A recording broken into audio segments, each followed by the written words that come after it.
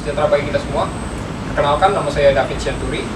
Saya mahasiswa di Universitas 17 Agustus 1945, jurusan akuntansi dan Fakultas Ekonomi. Pada kesempatan kali ini saya akan menjelaskan apa itu ekonomi Islam yang sudah saya pelajari selama 1 semester ini. Ekonomi Islam merupakan ilmu pengetahuan sosial yang mempelajari masalah-masalah ekonomi rakyat yang diilhami oleh nilai-nilai Islam. Sistem ekonomi Islam tentang eksploitasi oleh pemilik modal terhadap buruh yang miskin dan melarang penumpukan kekayaan. Selain itu, ekonomi dalam kacamata Islam merupakan tuntutan kehidupan sekaligus anjuran yang teraplikasi dalam etika dan moral syariat Islam. Ekonomi Islam mempunyai tujuan untuk memberikan keselarasan bagi kehidupan di dunia. Nilai Islam bukan semata-mata hanya untuk kehidupan muslim saja, tapi seluruh makhluk hidup di muka bumi. Esensi proses ekonomi Islam adalah pemenuhan kebutuhan manusia yang berlandaskan nilai-nilai Islam guna mencapai pada tujuan agama, yaitu falah. Ekonomi Islam menjadi rahmat seluruh alam yang tidak terbatas oleh ekonomi, sosial, budaya, politik dari bangsa. Ekonomi Islam mampu menangkap nilai fenomena masyarakat sehingga dalam perjalanan dapat berubah tanpa meninggalkan sumber hukum teori ekonomi Islam. Ekonomi syariah melandaskan pada syariat. Ekonomi syariah melandaskan pada syariat Islam yang berasal dari Al-Quran, Sunnah, Ijma, dan Qiyas.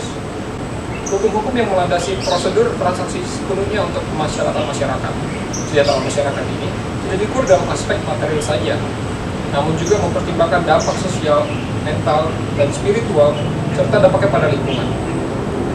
Karakteristik ekonomi syariah antara lain pertama, menggunakan sistem bagi hasil. Salah satu prinsip ekonomi syariah adalah bagian kepemilikan yang mengedepankan keadilan. Artinya, keuntungan yang diperoleh dari aktivitas ekonomi dibagi secara adil. Misalnya dalam perbankan syariah, ada bagian keuntungan untuk bank maupun untuk masyarakat. Yang kedua, menggabungkan antara nilai spiritual dan material. Ekonomi syariah hadir sebagai wujud dalam membantu perekonomian para nasabah untuk mendapatkan keuntungan sesuai ajaran Islam. Kekayaan yang diperoleh dari kegiatan ekonomi dapat digunakan untuk zakat, infak, sedekah sesuai ajaran Islam. Yang ketiga, memberikan kebebasan sesuai ajaran Islam. Ekonomi syariah memberikan kebebasan pada para pelaku ekonomi untuk bertindak sesuai hak dan kewajiban mereka dalam menjalankan perekonomian, dan kegiatan yang dilakukan haruslah positif sesuai ajaran yang berlaku dan mempertanggungjawabkan apa yang telah dilakukan. Yang keempat, mengakui kepemilikan multijenis. Maksudnya apa?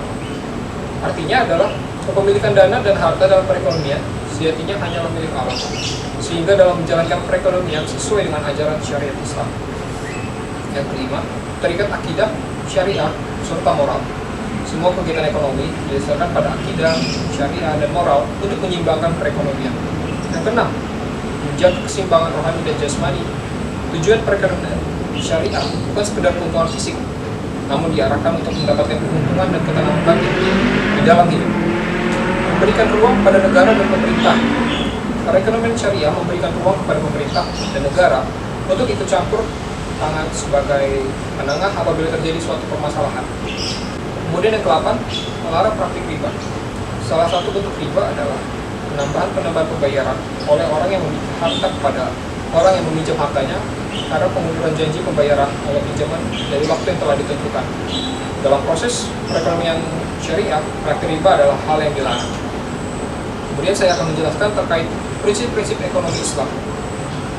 Prinsip ekonomi Islam merupakan kaidah-kaidah pokok yang membangun struktur dan kerangka ekonomi Islam yang bersumber dari Al-Quran dan Hadis. Prinsip ini berfungsi sebagai pedoman dasar bagi setiap individu dalam berperilaku ekonomi. Namun, agar manusia dapat menuju falah, perilaku manusia perlu diwarnai dengan spirit dan norma ekonomi Islam yang tercermin dalam nilai-nilai ekonomi Islam. Nilai-nilai ekonomi Islam yang telah dijelaskan sebelumnya dengan didasari oleh fondasi akidah, akhlak, dan syariat dapat disampaikan lebih lanjut dan diformalisasikan menjadi 6 prinsip dasar ekonomi dan keuangan syariah. Yang pertama, pengendalian harta individu, di mana harta harus terus mengalir secara produktif. Harta individu tidak boleh menumpuk, namun keluar mengalir secara produktif ke dalam aktivitas perekonomian. Dengan mengalirnya harta secara produktif, kegiatan perekonomian akan terus bergulir secara terus dan menerus. Yang kedua, distribusi pendapatan yang inklusif. Pendapatan dan kesempatan didistribusikan untuk menjamin inklusivitas perekonomian bagi seluruh masyarakat. ketiga, optimalisasi bisnis dan berbagi risiko. Ekonomi syariah menjunjung tinggi keadilan dan menekankan berbagi hasil dan risiko atau risk sharing. Kebebasan pertukaran, kebebasan teknologi dijual dan rekan dagang sesuai prinsip syariah. Pasar sebagai tempat pertukaran, campur tangan dalam proses penawaran atau supply.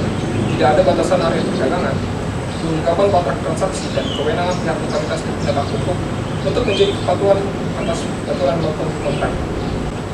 Keempat, transaksi keuangan terkait erat sektor real. Ekonomi syariah mensyaratkan bahwa setiap transaksi keuangan harus berdasarkan transaksi pada sektor real.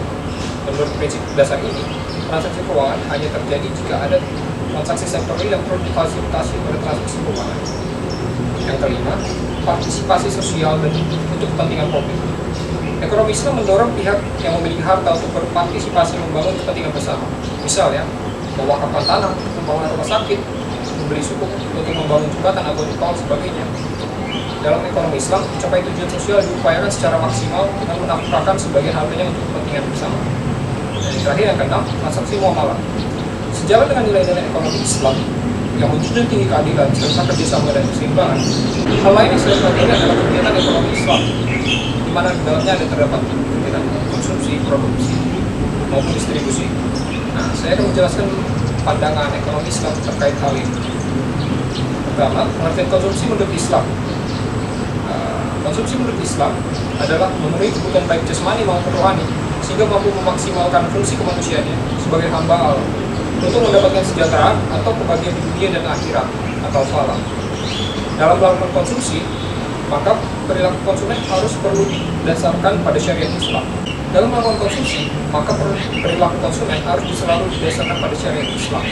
Tidak boleh berlebihan, secukupnya saja, dan lain sebagainya. Dalam konsumsi Islam, seluruh perilaku konsumsi harus sesuai dengan nilai dan prinsip ajaran Islam. Misalnya dalam aspek memperhatikan orang lain dalam melakukan konsumsi. Yang kemudian, maslahat dalam konsumsi. Kalau kita mengkonsumsi barang atau jasa, memiliki dua tujuan, yaitu untuk memperoleh maslahat dan memperoleh kepuasan. Maslahat dari suatu barang atau jasa merupakan aspek berkah dan manfaat, sedangkan kepuasan hanya memiliki aspek saja. Setelah tadi dibahas tentang konsumsi, berikut adalah pengertian produksi menurut Islam. Produksi menurut Islam adalah proses mencari, mengalokasikan, dan mengolah sumber daya menjadi output dalam rangka meningkatkan kemaslahatan bagi manusia.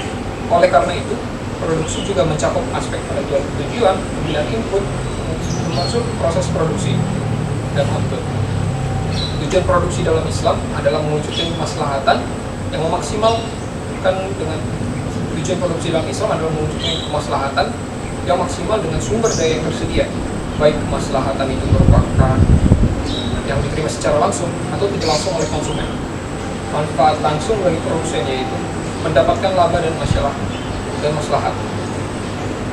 Sedangkan manfaat tidak langsung bagi produsen yaitu produsen hanya mendapatkan maslahat, yaitu mendapatkan manfaat dan berkah.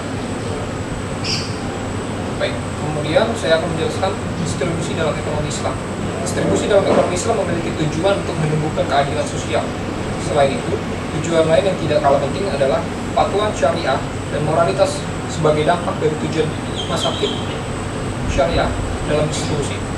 Syariah Islam secara tegas melarang beberapa perilaku konsumen dan produsen yang tidak seperti Syariah Islam secara tegas melarang beberapa perilaku konsumen dan produsen yang tidak sehat seperti penimbunan barang, monopoli, spekulasi berlebihan, pasar gelap, pemubaziran, penjualan minuman keras dan sebagainya. Kegiatan dan pelanggaran syariah. Ekonomi Islam juga menganjurkan distribusi untuk keadilan sosial seperti sedekah. Demikian materi yang sudah saya pelajari selama 1 semester ini. Semoga apa yang sudah saya sampaikan bermanfaat bagi kita semua.